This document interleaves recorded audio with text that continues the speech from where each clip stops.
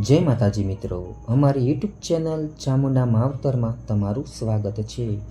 મિત્રો, ખૂંખાર મેલડીમાંના પાળે એક ભાઈ, તેમનું નામ છે શૈલેષભાઈ, અને તેમના પત્ની માનતા કરવા માટે ખૂંખાર મેલડીમાંના પાળે આવે છે અને કહે છે કે મારે એક નાનો દીકરો હતો જે મૃત્યુ પામ્યો હતો, અને તેના 15 દિવસ પછી ખૂંખાર મેલડીમાં શૈલેષભાઈના સપનામાં આવ્યા અને કહે છે ખૂંખાર મેલડીમાં કે મારી માનતા રાખજે, જેવો તારો એક દીકરો લીધો છે એવો હું તને બીજો દીકરો પાછો આપીશ। પછી બીજા દિવસે શૈલેષભાઈ આ વાત તેમના પત્નીને કહે છે કે ખૂંખાર મેલડીમાં મને સપને આવ્યા હતા અને મને સપનામાં બીજો દીકરો આપવાની વાત કરી હતી, પણ શૈલેષભાઈના પત્ની આ વાત માનતા ન હતા।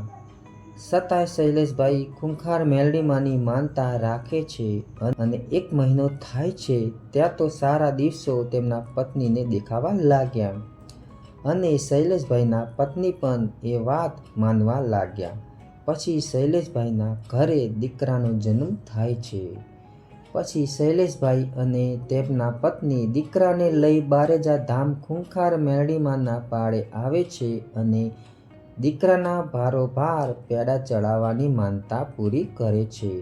દીકરાનું વજન હતું 2 કિલો અને 800 ગ્રામ, અને શૈલેષભાઈ કહે છે કે માં, મારા દીકરાનું નામ તમે પાડજો। ખૂંખાર મેલડીમાં દીકરાનું નામ કેવલ રાખે છે।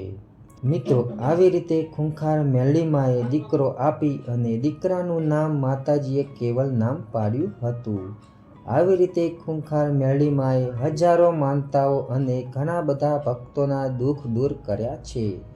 તમે પણ ખૂંખાર મેલડીમાને માનતા હોય તો કોમેન્ટમાં જય ખૂંખાર મેલડીમાં જરૂરથી લખજો। અમારી યુટ્યુબ ચેનલ ચામુંડા માવતરને સબસ્ક્રાઈબ ના કરી હોય તો કરી લેજો। જય માતાજી।